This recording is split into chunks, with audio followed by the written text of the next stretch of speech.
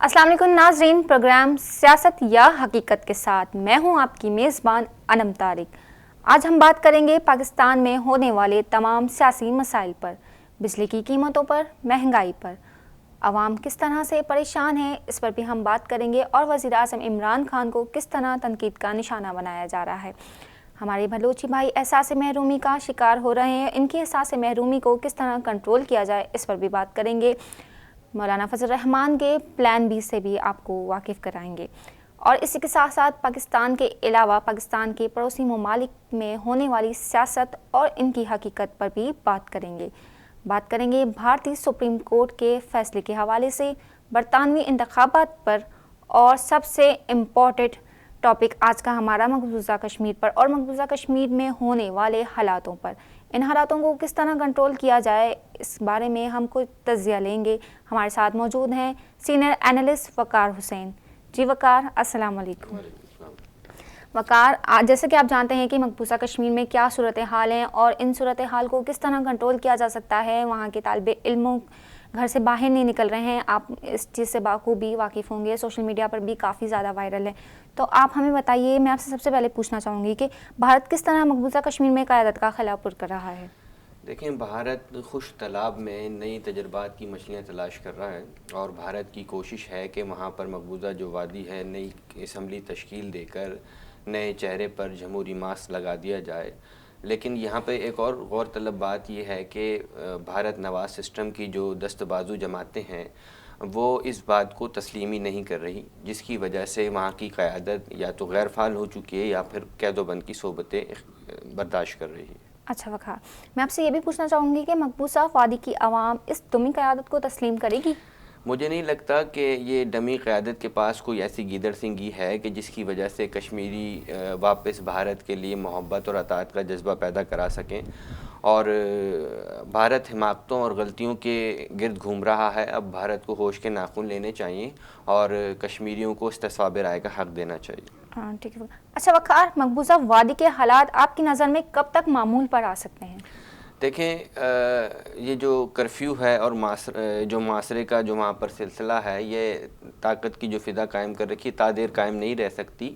بہرحال بھارت کو حالات معمول پر لانے ہوں گے، اور اس کے لیے یقیناً وہ کوششیں بھی کر رہا ہے، ایک مصنوعی سسٹم کی تانے بانے بن رہا ہے۔ اب وقت بتائے گا کہ وہ اس میں کتنا کامیاب ہو سکے گا یا نہیں۔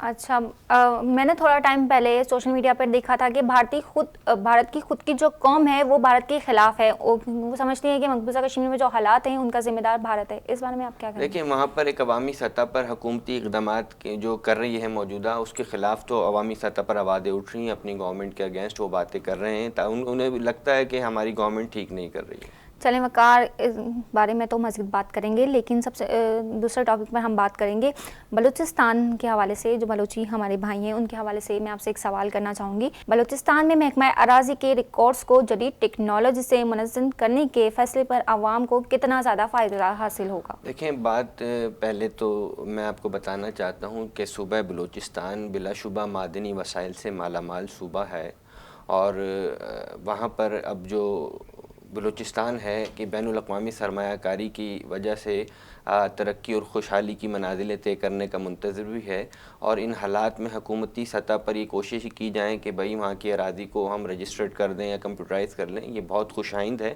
اور اس فیصلے سے عوام کو بہت زیادہ استفادہ حاصل ہو سکے گا میرے خیال۔ ٹھیک ہے وقار، ایک اور سوال کرنا چاہوں گی آپ سے۔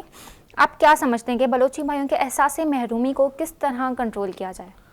دیکھیں، سی پیک منصوبے کے بعد بلوچستان کی ترقی کے امکانات پہلے سے زیادہ روشن ہو چکے ہیں، اور وہاں پر جس طرح پورا ملک گیس کی معدنیات سے فیضیاب ہو رہا ہے، لیکن جو دیگر معدنیات ہیں اس سے اتنا زیادہ فائدہ نہیں حاصل کر رہا، تو حکومت کو چاہیے کہ معدنیات کے نئے ذخائر دریافت کرے اور وہاں کے جو مقامی باشندے ہیں انہیں زیادہ سے زیادہ روزگار فراہم کرے۔ اچھا وقار، ناراض بلوچی بھائی جو ہیں ہمارے، ان کو منانے کے لیے کن حکومتی سطح پر اقدامات کی ضرورت پڑ سکتی ہے؟ حکومت کو تو بڑے پیمانے پر اقدامات اٹھانے کی ضرورت ہے تاکہ بلوچ بھائیوں کو دوبارہ سے گلے لگایا جا سکے، اور اس کے لیے ضروری یہ ہے کہ بلوچستان میں حکومت کو بڑے پیمانے پر کام کرنے کی ضرورت ہے۔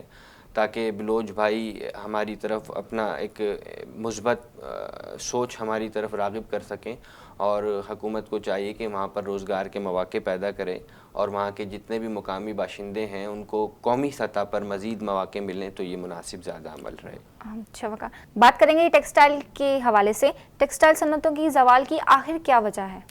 دیکھیں، پاکستان کا ایک جو بڑا برآمدات کا حصہ ہے وہ ٹیکسٹائل پر منحصر کرتا ہے، اور ٹیکسٹائل بنیادی طور پر یہ بے روزگار لوگوں کو، لاکھوں لوگوں کو روزگار فراہم کرنے کا ذریعہ بھی بنتی ہیں۔ دیکھیں، موجودہ حکومت کو اس پر شعبے پر توجہ دینے کی ضرورت ہے۔ یہ زبوں حالی کی بنیادی وجہ یہی ہے صنعت کے جو سیکٹر ہیں اس پر کہ حکومت توجہ نہیں دے رہی۔ اگر حکومت توجہ دے گی تو انشاءاللہ ہی واپس صنعت بحال ہونے پہ گامزن ہو جائے گی۔ اچھا، ٹیکسٹائل میلوں کی جانب سے سیلز ٹیکس کی ادائیگی کی نہ دینے کی دھمکی کی کیا وجہ ہو سکتی ہے؟ دیکھیں، حکومت نے پہلے 5 زیرو ریٹڈ سیکٹر پر ٹیکس بحال کیا تھا، اس کے بعد 300 ارب روپے کے ٹیکس ریفنڈ کی ادائیگی کے لیے حکومت جو ہے کہ ٹال مٹول سے کام لے رہی ہے، جس کی وجہ سے صنعت کار مالی بحران کا شکار ہو گئے ہیں، اور ان کے پاس اتنے بھی پیسے نہیں ہیں کہ وہ اپنے ملازمین کو تنخواہیں دے سکیں، جس کی وجہ سے انہوں نے یہ فیصلہ، یہ دھمکی دی ہے گورنمنٹ کو کہ بھائی ہم سیل ٹیکس کی ادائیگی نہیں کریں گے۔ اچھا وقار، ایک اور سوال پوچھنا چاہوں گی آپ سے، ٹیکسٹائل سیکٹر کے درپیش مسائل کی کن اقدامات کی ضرورت پڑ سکتی ہے؟ دیکھیں، حکومت کو یہ چاہیے کہ ٹیکسٹائل کی صنعت کی بحالی کے لیے ایک پالیسی متعارف کرائے، تاکہ اس سے نہ صرف ہمارے بین الاقوامی جو بیرونی ادائیگیوں کے قرضے ہیں اس میں بھی ہمیں معاونت ملے گی، اور ملکی سطح پر بھی روزگار کے مواقع پیدا ہوں گے۔ آپ کیا سمجھتے ہیں کس طرح کے اقدامات کرنے کی ضرورت ہے؟ گورنمنٹ کو صنعتوں کی بحالی کے لیے ہنگامی بنیادوں پر اقدامات کرنے پڑیں گے، اور اس کا فائدہ یہ حاصل ہوگا کہ نہ صرف اس سے ملکی برآمدات بڑھیں گی اور حکومت کو بیرونی قرضوں کی ادائیگی میں بھی معاونت حاصل ہوگی، اور روزگار کے نئے مواقع بھی پیدا ہوں گے۔ وقار، آپ کو کیا لگتا ہے کہ پاکستان کی معیشت اب ترقی کی طرف گامزن ہے؟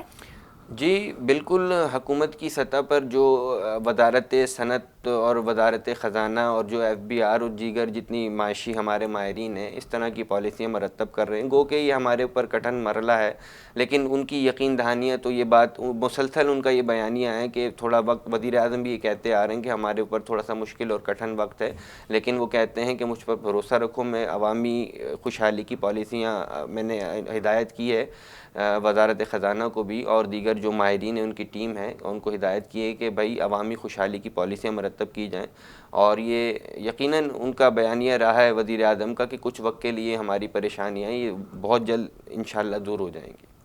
وقار، ٹھیک ہے، یہ بات آپ نے ٹھیک کی، لیکن میں آپ سے ایک سوال کرنا چاہوں گی، آپ کو کیا لگتا ہے پی ٹی آئی کی جو حکومت ہے یہ معیشت میں بہتری لا سکتی ہے؟ دیکھیں،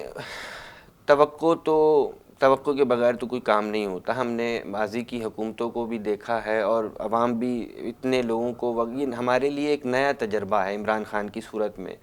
جس طرح ہم نے پاکستان پیپلز پارٹی کو، پاکستان مسلم لیگ نون کو یا دیگر آمرانہ ادوار دیکھیں، سب کو موقع ملا ہے ہر طرح کا، تو ایک یہ نئے جذبے اور ولولے کے ساتھ آئی ہے پی ٹی آئی، اور عمران خان کا ویژن دنیا جانتی ہے، اور جس طرح دوسروں کو کام کرنے کا موقع ملا ہے انہیں بھی ملنا چاہیے۔ ابھی تو کچھ قلیل وقت ہی ہوا ہے، یہ بھی لیکن یہ جو عمران خان کو لوگ تنقید کا نشانہ بنا رہے ہیں، اس حوالے سے آپ کیا کہیں گے؟ دیکھیں، اس کے لیے ضروری ہے کہ عوام کو بھی تھوڑے صبر کا مظاہرہ کرنا چاہیے۔ ایسا نہیں ہے کہ فوراً سے پیشتر اپنا رد عمل کا اظہار کر دیا جائے۔ میں پہلے ہی آپ سے یہ کہہ رہا ہوں کہ بھائی حکومت ابھی کچھ قلیل وقت ہوا ہے حکومت کو آتے ہوئے، تو حکومت اب انیشیٹو اٹھا رہی ہے عوامی بہتری کے لیے، تھوڑا اس کو وقت دیں، صبر کریں، انشاءاللہ حالات بہتر ہو سکتے ہیں۔ اچھا وقار، کب تک حالات بہتر ہو سکتے ہیں، اس کے بارے میں آپ کچھ کہیں گے؟ دیکھیں، اس کے لیے تو کوئی ٹائم فریم حتمی نہیں دیا جا سکتا، لیکن حکومتی سطح پر کوششیں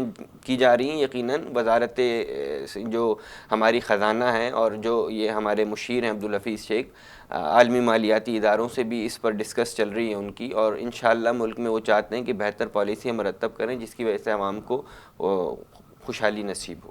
آپ کا کیا خیال ہے، پی ٹی آئی کی حکومت 5 سال پورے کرنے سے پہلے بہتری لے آئے گی؟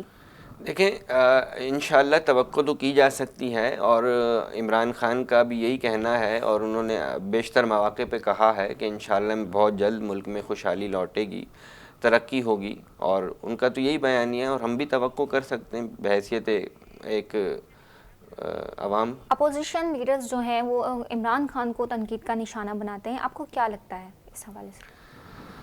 دیکھیں، بات تالی دونوں ہاتھوں سے بجتی ہے، ایک ہاتھ سے نہیں بجتی ہے۔ جس طرح اگرچہ حزب اختلاف حکومتی ارکان کو یا وزراء اعظم کو ہدف تنقید کا نشانہ بناتے ہیں، تو یہ بھی بناتے ہوں گے یقیناً، اور یہ اخلاقیات سے آری گفتگو تو ان لوگوں کو اجتناب برتنا چاہیے، خواہ اس میں حزب اختلاف ہو یا حزب اقتدار ہو، دونوں کو یہ چاہیے کہ اخلاقیات کا دامن ہاتھ سے نہ جانے دیں۔ تحریک انصاف کی حکومت نے ہی آتے ہی عوام پر مہنگائی کا جو بم گرا دیا، اس حوالے سے آپ کیا کہیں گے؟ آپ کو کیا لگتا ہے کہ ان فیوچر کچھ کمی آئے گی مہنگائی میں؟ دیکھیں، بات یہ ہے کہ یہ تو روایت چلتی آ رہی ہے، جو بھی حکومت آتی ہے وہ اپنا جو ہے کہ ملبہ سارا کا سارا معیشت کی بدحالی کا وہ ماضی کی حکومتوں پر ڈال دیا جاتا ہے، اور اس مرتبہ بھی یہی ہوا۔ لیکن اب حکومت اقدامات اٹھا رہی ہے، ان کی پالیسیاں ہیں تھوڑی سخت ہیں، لیکن یہ وزیر اعظم عمران خان کا کہنا ہے کہ قوم سے انہوں نے وعدہ کیا ہے کہ قوم صبر کرے، انشاءاللہ وہ وقت دور نہیں ہے کہ جب یہ پاکستان میں بھی خوشحالی ہوگی، ترقی ہوگی۔ ان کو بار بار مختلف مواقع پر وہ ان کی یقین دہانیاں آپ سب دیکھتے ہیں ان کی، تو میرا خیال ہے انشاءاللہ وہ بہتری آئے گی ملک میں۔ اچھا وقار، میں آپ سے یہ بھی جاننا چاہوں گی کہ پی ٹی آئی کی حکومت سے اور عمران خان سے عوام کافی ناراض دکھائی دیتی ہے، تو آپ اس بارے میں کیا کہیں گے؟ عوام کا غصہ جائز ہے؟ دیکھیں، جہاں تک مہنگائی کا تعلق ہے، اور جس طرح مہنگائی ملک میں بڑھ رہی ہے روز افزوں، تو یہ بلا شبہ ان کا غصہ اس حد تک تو ٹھیک ہے، لیکن میں ذاتی رائے میری یہی ہے کہ حکومت کو موقع ملنا چاہیے۔ کوئی جادو کی چھڑی نہیں ہے کہ گھما دیا جائے اور تمام مسائل ایک فوراً سے پیشتر حل ہو جائیں، ایسا نہیں ہو سکتا۔ جس طرح دیگر سابقہ حکومتوں کو موقع ملا ہے، ان کو بھی ملنا چاہیے۔ ابھی 15-16 ماہ ہوئے ہیں ان کو آئے ہوئے، تو ان کو اب آپ فوراً اب یہ دیکھیں کہ عکس کر لیجیے فوراً صورتحال کہ بھائی فوراً سے پیشتر یہ معاملات حل ہو جائیں، ایسا نہیں، تھوڑا ان کو وقت ملنا چاہیے، اور وقت کے ساتھ ساتھ انشاءاللہ اللہ نے چاہا بہتری آئے گی۔ اچھا وقار، اب بات کریں گے ہم ٹیکس پر۔ آپ کو کیا لگتا ہے بینگ اے شہری ہمیں ٹیکس دینا چاہیے؟ بالکل، ہماری آئینی، اخلاقی اور سماجی ذمہ داری ہے ہمارے ٹیکس سے نہ، یہ ہمیں ہی ایک مثبت معاملات کا جو ہے کہ فیس کرنا پڑتے ہیں۔ حکومت کو اگر ہم ٹیکس نہیں دیں گے تو یہ ایک میرا خیال ہے سول نافرمانی کی طرف قدم بڑھانا۔ وقار، آپ کہہ رہے ہیں کہ عوام کو ٹیکس دینا چاہیے، لیکن جو سابق وزیر اعظم تھے اور جو اپوزیشن لیڈر ہیں جن پر نیب کے کیس چل رہے ہیں ٹیکس کے حوالے سے، اس پر آپ کیا کہیں گے؟ آپ کا سوال بالکل درست ہے، میں یہ نہیں کہہ رہا، میرا مطلب نہیں تھا صرف عوامی ٹیکس دے، حکمرانوں کو بھی چاہیے اور جتنے بھی بڑے بڑے عمرہ طبقے ہیں ان کو بھی چاہیے کہ اپنے ایماندارانہ طریقے سے اپنے ایسٹ ڈکلیئر کریں اور باقاعدہ پراپر طریقے سے اپنے جو ہے کہ ٹیکس کی ادائیگی کریں۔ اور یہ ٹیکس کی ادائیگی خوشحالی کی ضامن بنتی ہے آگے جا کر، اور یہ باقاعدہ اگر اپنے ٹیکس دیں گے انشاءاللہ یہ خوشحالی کا سبب بنے گی، اور ان کی پیروی عوام بھی کریں گے، عوامی سطح پر بھی یہی معاملات ہوں گے، دیکھیں گے کہ ہمارے حکمران مخلص ہیں، سچے ہیں، باقاعدگی سے ٹیکس دے رہے ہیں، تو عوام بھی انشاءاللہ کسی سے پیچھے نہیں رہے گی۔ اچھا، یہ جو نواز شریف پر اور آصف علی زرداری پر کیس چل رہے ہیں، اس حوالے سے آپ کیا بولیں گے؟ دیکھیں، اب ان کے معاملات کورٹس میں ہیں اور کورٹس ان معاملات کو بڑی باریک بینی سے جانچ رہی ہے، اور ان پہ میرا خیال ہے ایک آدھ چیزوں پر تو فیصلے بھی آ چکے ہیں عدالت کی جانب سے، ان پہ جو کرپشن کے چارجز ہیں، اور کرپشن جو کرے گا، جو جیسا کرے گا ویسا تو بھرے گا۔ وقار، مزید بھی آپ کے ساتھ گفتگو کا سلسلہ جاری رہے گا، مگر یہاں لیں گے ایک چھوٹا سا بریک۔